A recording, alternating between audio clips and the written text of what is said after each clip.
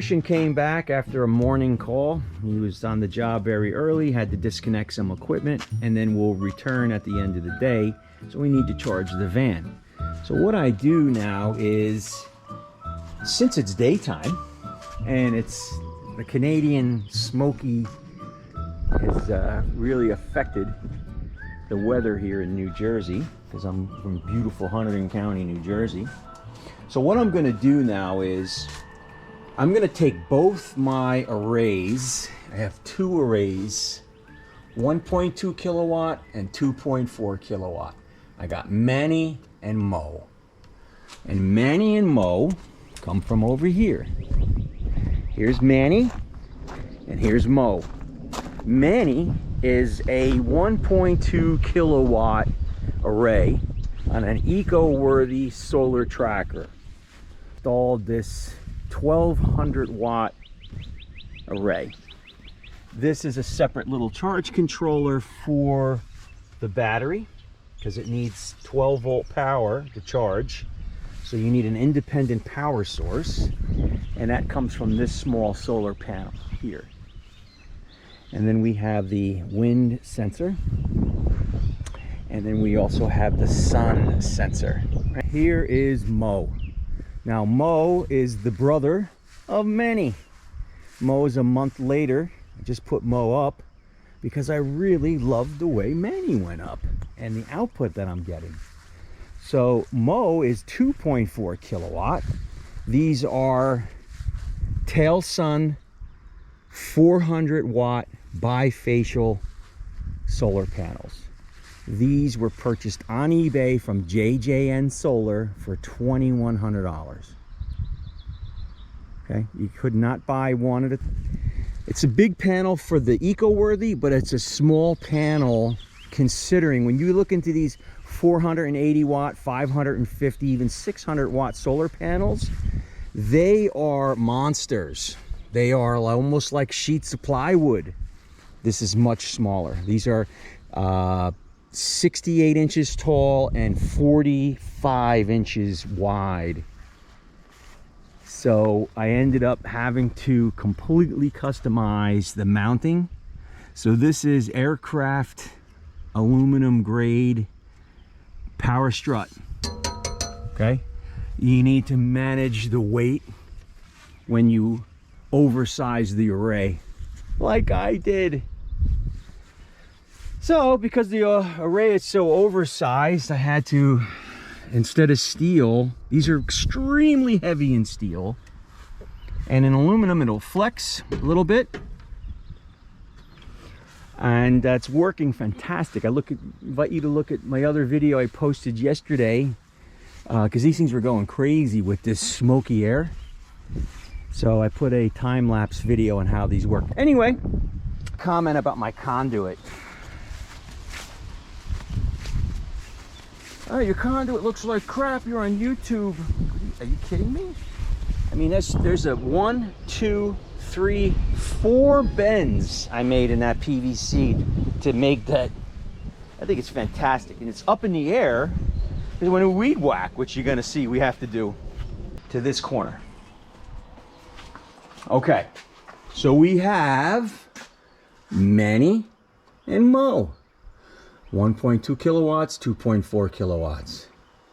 Manny goes directly into the top of this grid tie inverter. This is a 30 amp disconnect, 30 amp rated DC disconnect. I don't really like these. These are very cheap, but really they're just acting as a disconnect. A 630 watts of solar. And Mo comes down and feeds. There's breakers here. I'll shut this off. I'll show you.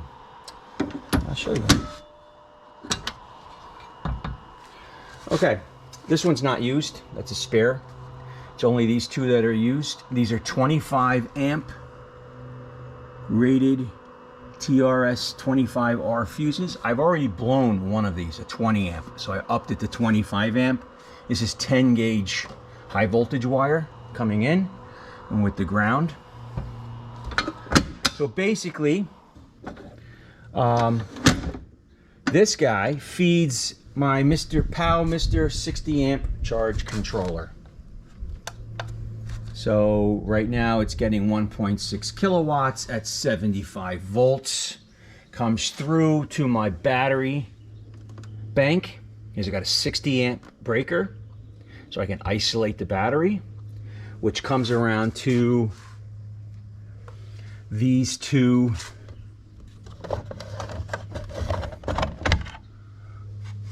distribution points. Now I am a license. So here's what happens. So Manny just feeds the grid. Gives us 600 watts, 1,000 watts. That's the fan that just turned on from this.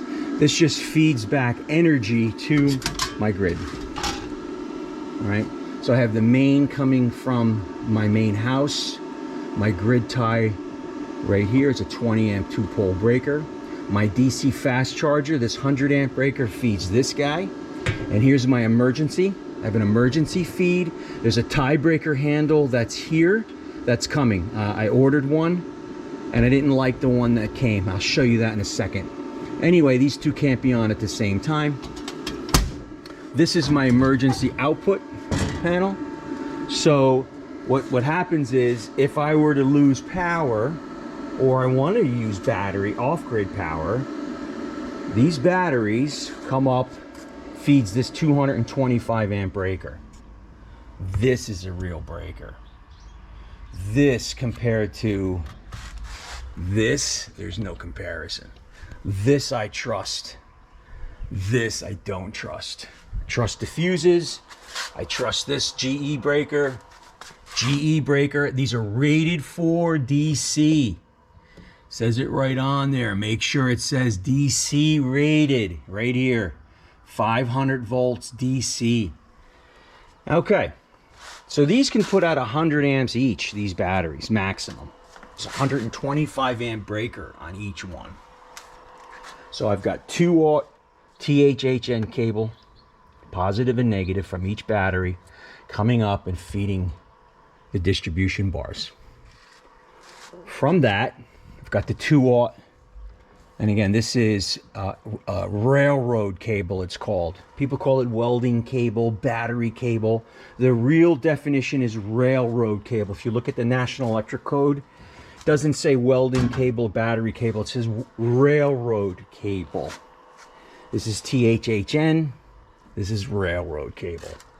Comes up and feeds the 48 volt, because these are 48 volt batteries, this Power Jack 10,000 watt inverter.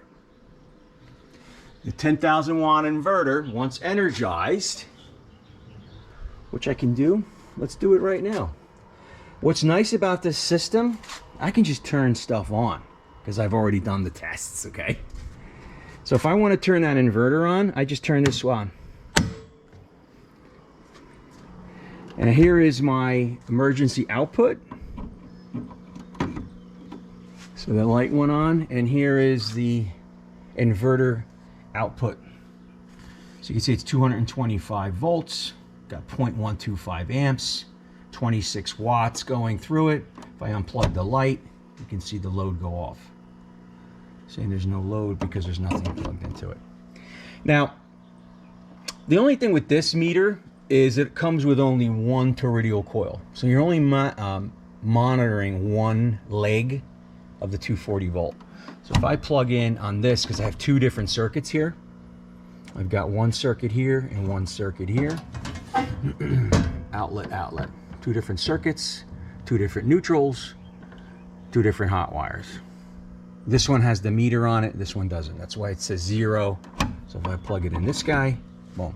Now 240 volt loads work with that single toroidal coil. So I have my emergency car charger right here. So if when I want to charge the vans completely off solar, I have my 50 amp breaker, which feeds this receptacle where I can put in this juice box.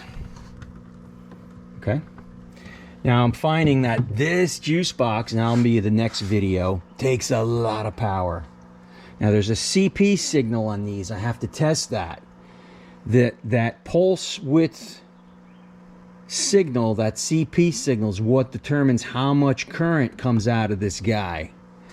And it's monstrous. So I've been using the wall connector, the Ford. I can plug the Ford in. This is on my standard grid power.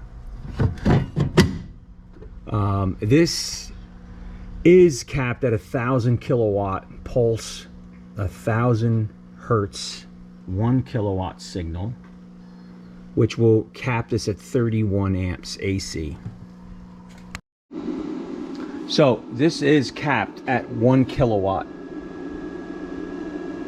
pulse width signal. I know on some of my videos it's at 1,000 hertz, 1,000 kilowatts. It's, you know, when you're talking on these videos, you guys understand. Okay, so I want to go into the reason I'm making this video today. Just want to kind of explain what's going on here, because if this looks daunting or confusing to you, it's because I'm in a very confined space and I'm doing it for a reason. I want to be able to have my company market this to warehousing and small commercial EV fleets that they can put right next to their garage doors. Okay, just like I did here. So I have there's Manny right there and Mo behind him. The fan is going on. That means when this fan turns on, that means I'm making solar, baby. All right, so here's the reason I'm making the video. So this electrician returned back. He left very early this morning, and now he's charging. Okay, because these have about 140 to 50 mile range on them. So he probably went about 70 miles to 80 miles today. So we need to charge this guy. Now, he finished early, and we have an additional van that's out. So I have two options. I can either DC fast charge this guy from here, right? And then use this fast 20 kilowatt DC fast charger to kind of pump him up. Or I can combine Manny and Mo, and that's what I'm going to do, and that's the reason why I'm doing this video. So I'm going to combine Manny and Mo so that they are putting and feeding back and feeding this van. And I'm going to do that by disconnecting the battery. I'm not going to disconnect it, but like right now, Mo is charging the battery. If I turn this on, this will allow the battery and Mo to progress back up into the top of my grid tie inverter. And that's what I'm going to do. So let's watch. We got 690 watts. If I turn this on, okay, and here's my output. I don't know if you can see it. It's very dim, very low. I've got 28 amps coming in at 50 volts from my charge controller. Okay, that's coming from Mo. So Mo is giving me 28 amps at 50 volts. That's now feeding the top here. Now it went back to 0 because it's resetting. It's taking a look at the sine wave because we've changed the input parameters, and this guy should ramp up because it's going to combine Manny and Mo together. Let's take a look. And this is the wattage that's actually going directly back through into this 20 amp. Now, how does this voltage get to my van, you ask? Well, my voltage coming in is 239 volts, right? This guy reads that voltage and boosts it up. So this output is actually probably 256 volts. That higher voltage will able to fight back and dominate, and that's the first power that will be used. So here's the charger that's feeding that truck right here. So here's the cover. Here's the 1450p, the 50 amp output to my charger. EVSE wall connector. It's coming down on that spring and plugged into the van. And you can see it's charging, so it actually has quite a bit of charge to do, because when these are all blue, that means the charge is done. So this still has a lot of charging. However, at least I'm not paying 100% of the energy. Now I'm getting 1,324 watts. I'm getting Manny and Mo combined. Now this isn't the most efficient way. You wouldn't do this all the time. If I was gonna do this all the time, it would be higher, right? Because I wouldn't waste the conversion. All right, there's always a loss when this takes in the DC, brings it down to 48 volts, brings it to here, the voltage loss with all the wire. But this is a nice solution. So let's say that the van is charged now, all right? Well, what I can do is, instead of just wasting this energy, if I'm not using it, especially during the day and there's no equipment here to charge, I can just turn this back off, which I'm gonna do. If I turn it off, you can see this will go back down, because this has to reset every time it has a new set of parameters. So now this is just Manny, and now Mo is putting in the 28 amps into my batteries. So one thing we have to learn about solar, you really have to put your engineering cap on and realize about voltage and resistance and voltage drop. So you would think, okay, current is going to go where it's the least resistance, and there's a lot of resistance in a battery. So if I were to turn this back on, which I'm going to, because right now I have 680, so that's just Manny. If I add Mo, let's add Mo again. I'm adding Mo. What's happening now is it's less resistance. Oh, here we go. We got another van coming in. It's less resistance to come to this inverter than it is to go to the battery, right? Because it has its option. This is just coming out to these two blocks and then feeding this and then to the battery. So the electricity can go anywhere at once. It can go, but it's gonna go to the least path of resistance. What's going on, Clark? How'd you make out? Good. You went to Princeton and back already? Yep. Good job, man. Okay, we're gonna have another van that we're gonna have to do some charging to. So, where was I? Okay, now we're coming back. So now I added Manny and Mo together, and now let's see what happens with the, because definitely now we're gonna have another, we're gonna charge this guy up. Let's see what kind of charger he's got. All right, so you went from here to where, Middlesex, and then you went from Middlesex to Princeton and back? I just went to Princeton. Oh, you didn't go to Middlesex. Oh, okay. So you went to Princeton, so that was probably an hour each way? Yep. Right? Okay. So you used about half of the charge of the battery? Correct. All right, that's cool. I was gonna say, you got back early, that's good.